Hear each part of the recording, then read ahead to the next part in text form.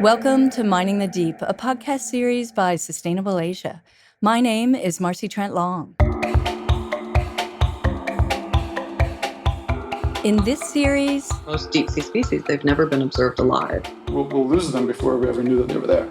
They come into these developing island nations, promise the world. Never in the history of any extractive industry have there been this much time and forethought put into it. We shouldn't be opening up a whole new area of exploitation. This is a very, very unique resource. Wow, okay.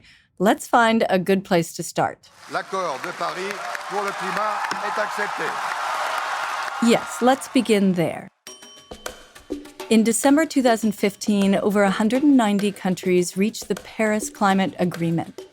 We'd all work together to produce fewer greenhouse gas emissions so our planet would not get more than 2 degrees warmer than it is now. So how are we going to do that? Well, one of the ways is by investing in renewable energy. Over a third of the energy we use is from renewables. And while hydropower still takes up half of that share, it's solar and wind energy technologies that are leading the push these days. So that's great, right? Maybe no more exploiting the Earth's resources for fossil fuels, damaging ecosystems with oil spills, and open-pit coal mines. Well, not really, because these renewable energy technologies, the windmills and the solar panels and the batteries that store the energy, they need to be constructed. And they need a lot of minerals to do that. You know, copper, nickel, aluminum. The World Bank published a report 2 years ago that talked about this need for minerals. Wind turbines, for example, come in 2 models. One works with gears and needs a lot of copper. The other works with magnets and needs a lot of rare earth minerals like neodymium. And if we look at batteries, you've probably heard of lithium-ion batteries. Those are those lightweight batteries that power electric vehicles, and they need a lot of aluminum, cobalt, and manganese. According to the report, by 2050, we'll need more than twice the amount of minerals we use now to build the needed renewable energy technologies if we want to keep global temperature rise under 2 degrees.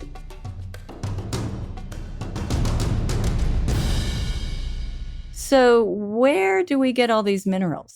The collapse of a dam at an iron ore mine in southern Brazil a week ago has left at least 115 people dead. The Mount Poly mine in central British Columbia. It may be the worst environmental disaster in British Columbia's International history. says children and adults are mining cobalt in extremely hazardous conditions. Right. Mining for minerals is notoriously damaging for the environment and for people. Will our well-meaning green revolution mean more human rights abuse and environmental catastrophe? There might be another way. The sea, a new reserve of global resources. That's a clip from Science Screen Report on deep seabed mining. And that's exactly what it sounds like. In some areas of the ocean floor, down under kilometers of water, we've found minerals. Some are stuck in the rocky sea bottom, and some are part of underwater structures called hydrothermal vents. Others come in chunks. Potato-sized objects covering thousands of square miles of sea bottom. In the 60s, we first learned about these minerals on the ocean floor, and several countries sent ships on expeditions to see if there was any money to be made. That Science Screen Report was actually describing one of those missions with an American ship called the Glomar Explorer. The Glomar Explorer. Yeah, only later we found out this whole mission was a CIA cover-up. The Glomar Explorer was actually looking for a Soviet submarine that had sank north of Hawaii. To make sure the Soviets didn't suspect anything, the CIA had to find an excuse to build the huge ship they needed to retrieve that submarine.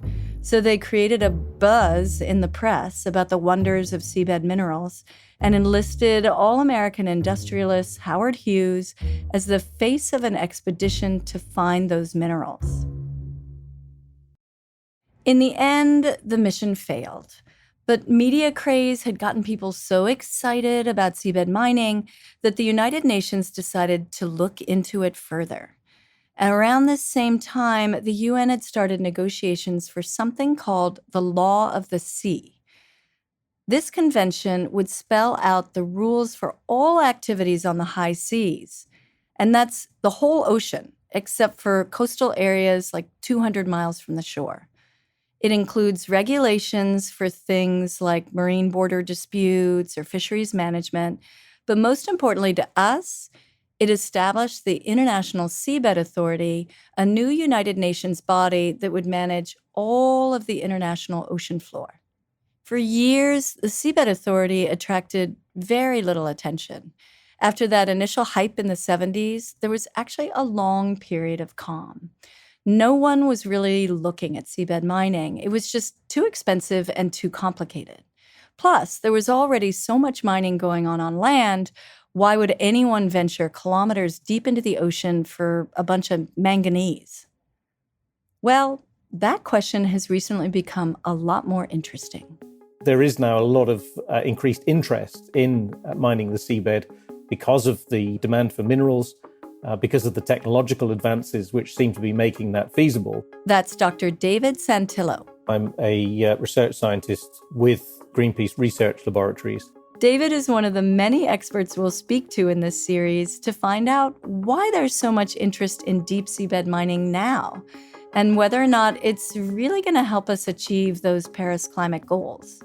We'll hear more from David later, but first, let's talk about what's really down there in the deep sea. So I rang up Dr. William Brazelton. William is a biology professor at the University of Utah. He's actually one of the few researchers who's been on expeditions down to the deep seabed. I remember in graduate school, a friend asked me if I was concerned about the impacts of deep sea mining, and I just laughed because I knew how difficult it is to do anything in the deep sea. It's so expensive and time consuming, and it's just nothing ever goes right when you work in the ocean, and I just couldn't imagine anyone ever making a profit from doing that. But things developed quickly, and a few years ago, William learned some news that shocked him. I heard that the chunk of seafloor that includes the lost city was sold to mining interests. And my first thought was, well, this must be some mistake. Why would anybody want to do that? Someone must have got the latitude and longitude mixed up, right? This just doesn't make any sense at all. The lost city is the main focus of William's studies, but it's now being explored by mining companies to see what minerals they might be able to dig up. To understand why this news is so upsetting to him, we first have to understand what this lost city is exactly. So the lost city is a cluster of tall white towers and chimneys that are growing from the top of this huge mountain in the middle of the Atlantic Ocean. And the towers are venting warm water full of organic compounds and nutrients that are food for the thick mats of microbes that grow in the chimneys. I remember seeing these on nature documentaries. They're called hydrothermal vents, and they're really interesting for seabed mining because they contain a lot of minerals. Hydrothermal vents are areas in the deep sea where there's a magma chamber that's quite close to the surface of the seafloor, and it creates these small places in the rock where superheated water jets out through very small holes, and it carries a lot of minerals from the seafloor up through these chimneys. That's Dr. Julia Sigwart. I work at Queen's University Belfast, where I have a research group. We mostly work on evolutionary biology. So we describe the weird morphology of weird animals that live in the oceans and try to understand how they evolved and what their ancestors looked like. Julia also studies these hydrothermal vents. When the mineral comes out into the water, it creates a cloud of precipitate, of little particles in the water that looks like smoke. So we call them black smokers. That cloud of particles is full of minerals. And when the cloud settles and cools down, it creates chimneys, perfect for mining. We have found these hydrothermal vents on the seafloor all over the world. There's vents in the Atlantic, there's vents in Antarctica, there's vents in the Eastern Pacific, but each of those places and others they have their own communities with their own species that are only endemic to these small areas. So these hydrothermal vents are not just interesting for minerals you can find there, but also for the life that survives in these extreme conditions. So some of the animals that have been discovered in hydrothermal vents include these huge tube worms that can be up to 6 feet tall. They're bright red because they have blood that is full of hemoglobin. And in the same way that our hemoglobin carries oxygen, theirs also carries oxygen. But it also carries hydrogen sulfide, because the hydrogen sulfide is the fuel for the microbes that live inside the tube worm's guts. And the microbes turn that hydrogen sulfide into energy that they use to make food, and then that food is the sole food source for the worm itself. So this gigantic bright red worm is fueled entirely by microbes in its gut. That's one of my favorite examples as well. And Julia's favorite is the scaly foot snail. The animals are about 6 centimeters long, 5 or 6 centimeters long, and their foot, their soft, slimy foot in a normal snail, is covered with these hard fingernail-like scales that are overlapping like tiny little roof tiles all over the foot. So the animal basically has its own chainmail. It has its own armor plating all over its body. So they're the only snails that land or sea that have this feature in such a dramatic way. So they were a big sensation when they were first discovered. So the scalyfoot snail lives on a few hydrothermal vents in the Indian Ocean. It doesn't live anywhere else in the world. That's not because we haven't found it. It's because it doesn't live anywhere else. It only lives in hydrothermal vents in the Indian Ocean.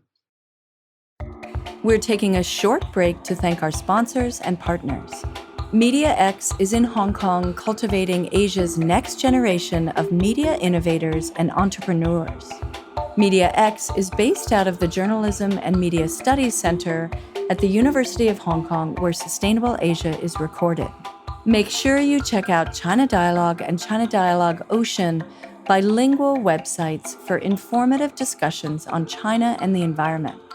They're VPN-free in China, have an active WeChat group, and you can also follow them on Twitter. Now back to the podcast. So these hydrothermal vent systems around the world all have these very unique species.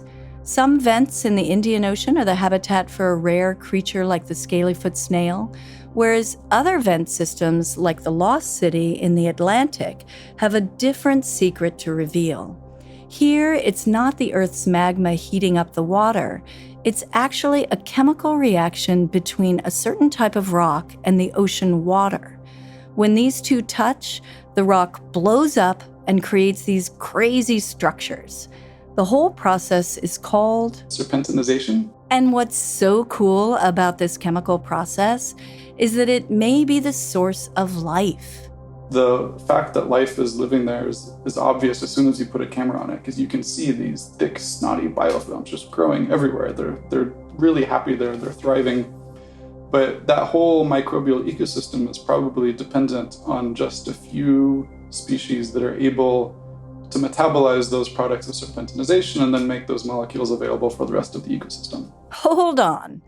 So microbes eat the carbon molecules that are released in the water during serpentinization, and then animals eat the microbes, and so a whole ecosystem is sustained?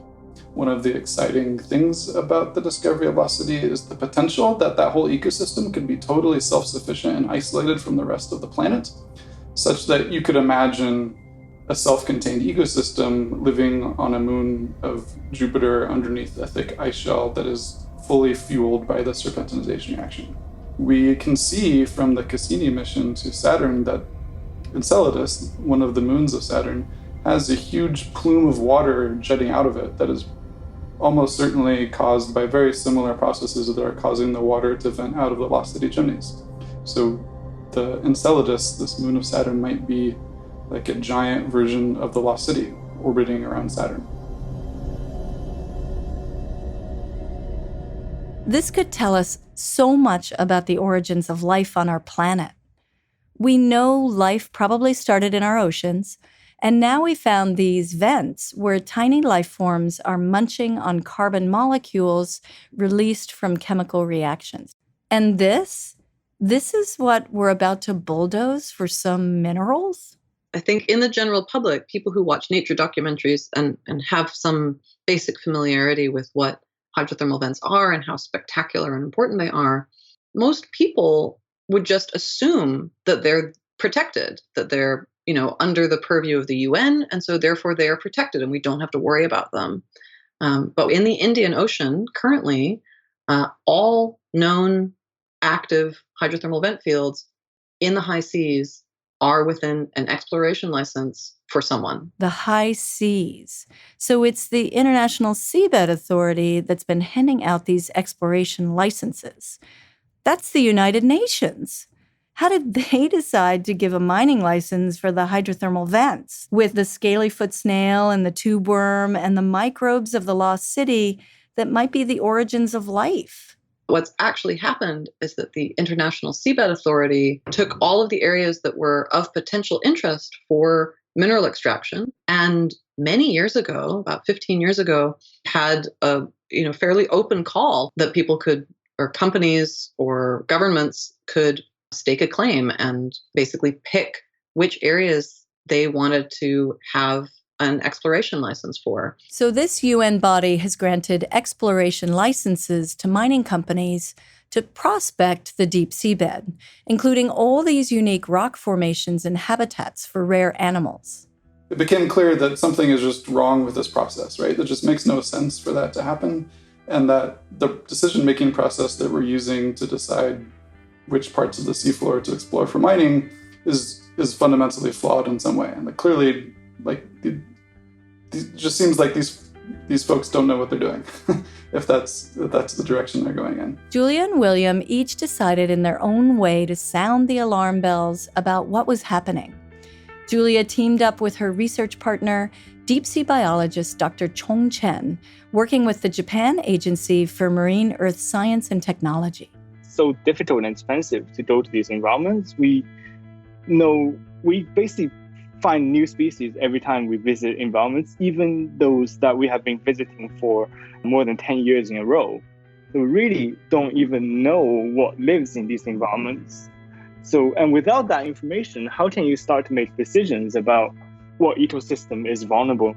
A few years ago, Julia and Chong went on an expedition to study the scaly-foot snail, but they couldn't find it. For several weeks, no trace. And suddenly they realized we were the people who knew more about this species than anyone else, and we were the only people, maybe 4 of us on that ship, who actually understood how vulnerable they were. So sometimes, maybe within a few years, they go from very abundant to very low density, and then back again. And if they're hit by mining activity when they're in the low density, they're almost certainly doomed. But these are prime areas where there are already deep sea mining exploration licenses granted to several countries, including China. And we were concerned that, as the regulations around this deep sea mining industry develops, nobody was taking into consideration the vulnerability of these species. They had to do something. People had to be aware that there was life in the deep sea, living in these special habitats that were now being explored by deep sea mining companies. But how we communicate that with people, especially stakeholders and politicians and companies, is quite difficult, because if you give them a lot of biology papers, they wouldn't read them. So Julia and Chong thought of a way to bring the vulnerability of the scaly-foot snail to everybody's attention. There's one tool conservationists have to raise awareness about endangered species called the Red List. This is a list kept by the International Union for the Conservation of Nature, or IUCN, the oldest global conservation organization.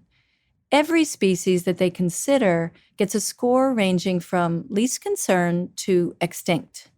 And in a recent editorial, the prestigious journal Nature called the Red List an irreplaceable indicator of global environmental health. So the first step to make people aware of this unique creature was to get it on that list. But Julia and Chong soon found out that was easier said than done. to the perspective of a marine biologist, it really sounds like something that's only meant for pandas and zebras and animals that are really well known. The problem with deep sea species is that we often don't know very much about where they live, how many are there, what does its larva look like, how does it make babies, how far can they spread. We just don't know these things because for most deep sea species, they've never been observed alive. But Julia and Chong were determined. So they got help from people at the IUCN and were able to make the red list criteria work for their enigmatic snail. And so applying criteria based on where the animal lives, the extent of occurrence, the area of occurrence, so what populations are known and how widespread are these populations, and the fact that there is this imminent threat of potential deep sea mining that would cause a dramatic decline in this habitat. Applying all of those criteria with the standard IUCN assessment algorithm means that the species qualifies as an endangered species on the global red list. A minor victory for Julia and Chong. Their beloved scaly-foot snail made global headlines as the first species threatened by extinction from deep seabed mining activities. It serves as a small but meaningful warning to the world that there are animals out there who will suffer if we go ahead with large-scale seabed mining. We're really happy to have more and more scalyfoot fans around the world. I'll tell you, it was really gratifying that we had some media attention around the red list status. That was really exciting, really joyful. It's really strange to be joyful about a species being endangered, but of course, it's always been endangered. We just got it recognized as being endangered. We were just so happy, to see so much love for the scalyfoot. Meanwhile, William Brazelton joined an effort by geologists and biologists from all parts of the world, and they signed a letter to the Seabed Authority urging the agency to think twice about prospecting areas of the ocean floor that we really haven't properly studied yet. They're exploring places of the seafloor to mine that we literally don't know what's there. There's no way we can know if there's anything to protect if nobody's ever been there before. And so that's my big worry with all of this, is that we'll just get so far down the road that there won't be any time to think about whether we're about to lose species of animals or beautiful seafloor formations, that we'll lose them before we ever knew that they were there. But unfortunately, there, as far as I know, has been no response and no sign that anyone reads or understands the letters either. While scientists are still voicing concerns about deep seabed mining, many countries have gone ahead with projects in local waters. Remember how the UN decided that each country's borders extend to about 200 miles out from the shore? Well, if you're lucky, you might have some minerals on the seafloor within those boundaries, and then you're free to do with them whatever you want. Japan is one of those countries.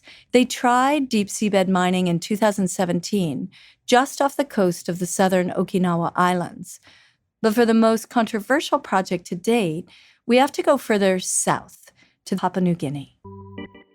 The most interesting example at the moment is that of Papua New Guinea, where a mining company called Nautilus secured licenses to mine, concessions to mine within Papua New Guinea's water, and actually convinced the government of Papua New Guinea to buy into the mining operations. You just heard Matthew Gianni, co-founder of the Deep Sea Conservation Coalition.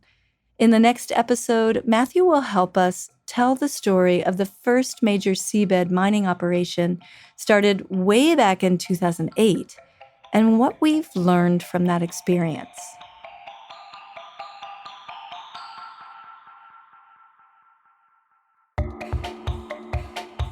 Mining the Deep is hosted by me, Marcy Trent Long, and produced by Sam Colombie in collaboration with China Dialogue. The series is mixed by Chris Wood. Thanks to all our guests for helping us unravel this complicated issue, to Miguel Urmaneta for his voiceover, and Alexander Mobison for his intro music made from repurposed and recovered waste items. Additional thanks to the podcast After the Fact by Pew Charitable Trusts for providing audio from a speech by Michael Lodge. Thank you to the entire Sustainable Asia team, Bonnie and Heidi Au, Josie Chan, Crystal Wu, and Jill Baker.